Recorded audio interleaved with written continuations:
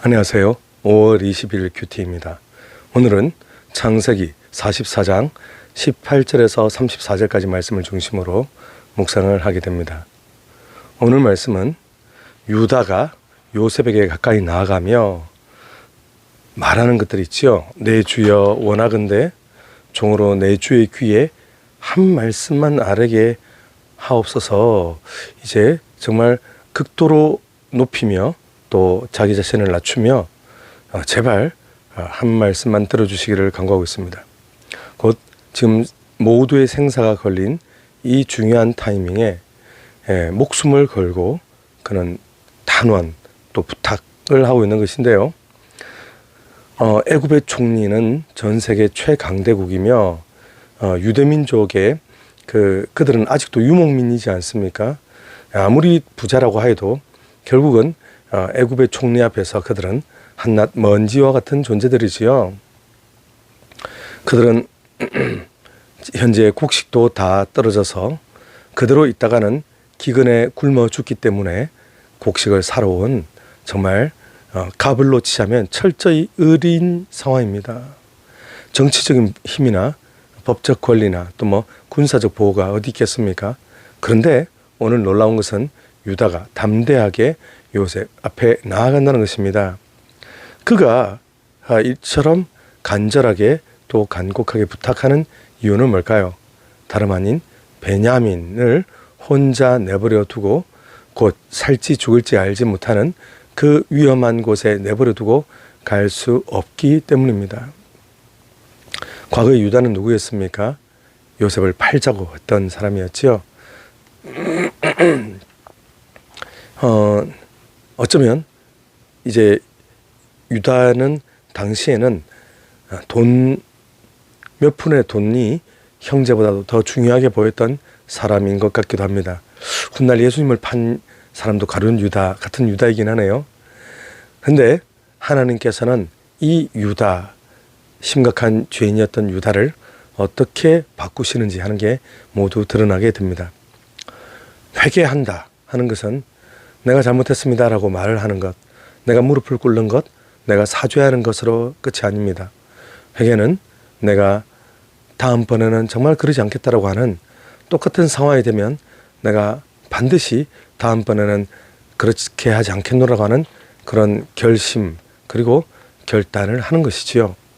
오늘 유다는 바로 그동안에 있었던 자신의 잘못과 자신의 이 죄악들에 대하여 낱낱이 요셉에게 이야기하며 그가 얼마나 큰 잘못을 저질렀고 또 그 때문에 얼마나 고통받았으며 이제는 그러지 않기 위하여 어떤 노력을 하는지에 대해서도 요셉에게 모두 설명하게 됩니다.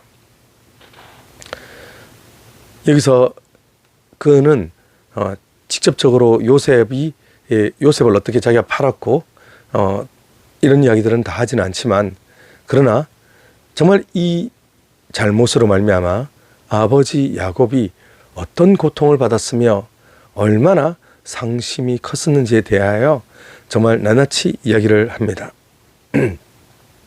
예전에는 유다뿐만 아니라 다른 형제들도 그의 아버지가 어떻게 상처를 받았을지 그의 아버지가 어떤 고통을 받았을지에 대해서 그 누구도 이야기한 사람이 없었습니다. 그들은 오직 자기 자신들의 목적을 이루기 위해서라면 아버지를 속이는 것뿐만 아니라 더한 것도 하려 했지요. 근데 그들은 그 아버지가 통곡하는 장면을 보면서도 회개하지 않고 그들은 결국 그때 철저히 정말 얼굴에 철판을 깔고 모른 척했지만 이제는 달라졌습니다. 아버지의 눈물을 보며 아버지의 고통스러워하는 모습을 보며 그들은 이제 우리는 아버지의 마음을 다시 아프게 해드려서는 안 되겠다라고 하는 그런 마음을 가졌던 것 같습니다. 오늘 고백하는 표현에 보면 아버지의 생명과 아이의 생명이 서로 하나로 묶여 있거늘 이라는 표현이 등장하죠. 이것은 아버지가 그를 베냐민을 특별히 사랑하신다라는 뜻입니다. 성경은 우리가 죄를 끊는다라는 표현을 쓸 때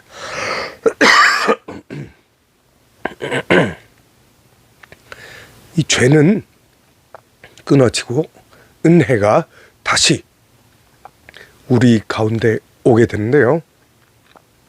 죄가 오면 인간의 관계는 끊어지고, 죄가 사라지고 은혜가 오면 인간의 관계는 다시 연결이 되지요.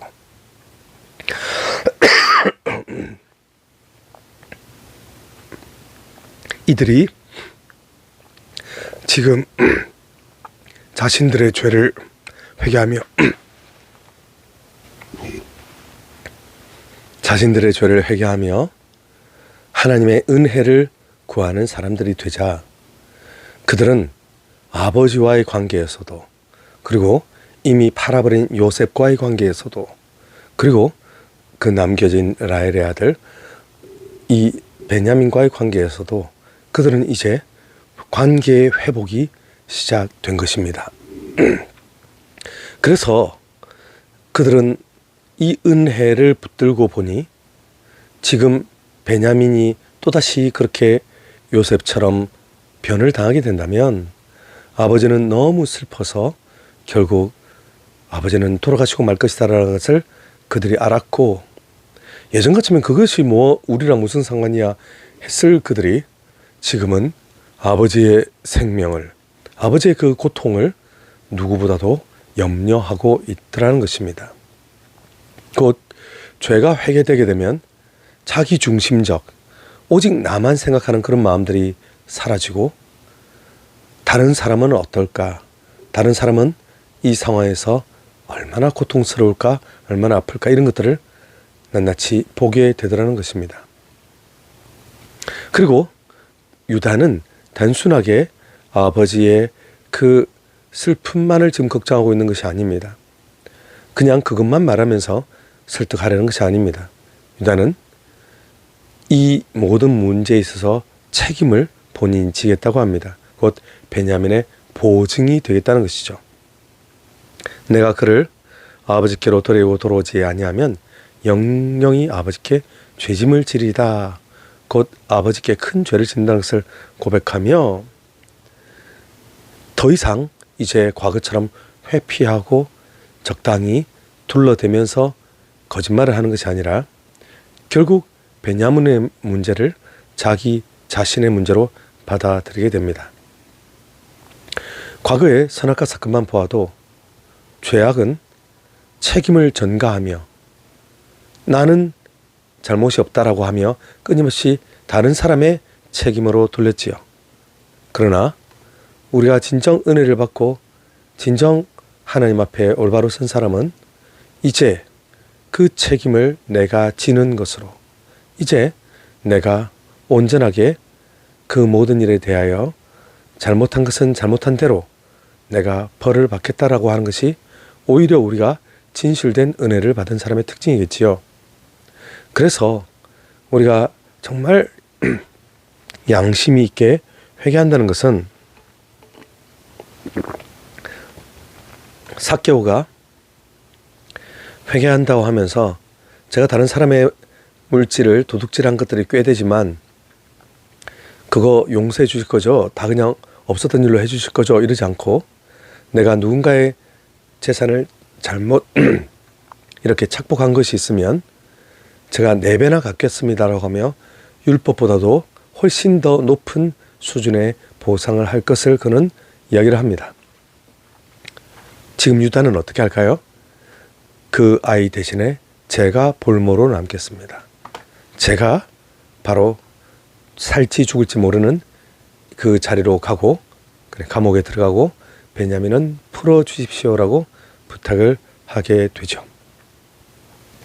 우리는 유다의 이런 큰 변화에 대해서 정말 놀랍고도 한편으로는 이것이 유다 개인의 모습만은 아니겠구나. 나중에 유다족 속에서 다윗도 나오고 예수 그리스도 우리의 구주도 탄생하시는데요. 결국 예수님의 십자가 사랑을 여기서도 우리는 예표하는 장면으로 보게 됩니다. 주의 종으로 그 아이를 대신하여 머물러 있어 내 주의 종이 되게 하시고 그 아이는 그의 형제들과 함께 올려보내소서. 결국 유다는 지금 동생을 대신하여 종이 될 뿐만 아니라 목숨도 내어놓겠다. 곧 형제들이 돌아오지 않으면, 문제가 해결되지 않으면 그는 계속해서 아주 끔찍한 생활들을 해야 될 텐데요. 노예이자 죄수로 살아야 되는 것이죠. 그런데 그는 스스로 그렇게 하겠다고 합니다. 누구를 위하여? 베냐민을 대신하여. 이것은 참으로 큰 결단이었지요. 하나님께서 은혜 주신 사람에게 볼 수 있는 특징입니다. 우리는 많은 경우 그저 면피하려고 하지만 하나님의 은혜를 받은 사람은 책임을 지고 정말로 그 모든 일들을 하나하나 바로 잡으려 노력하지요. 바로 이러한 은혜가 오늘 우리 모두에게도 있게 되기를 축복합니다.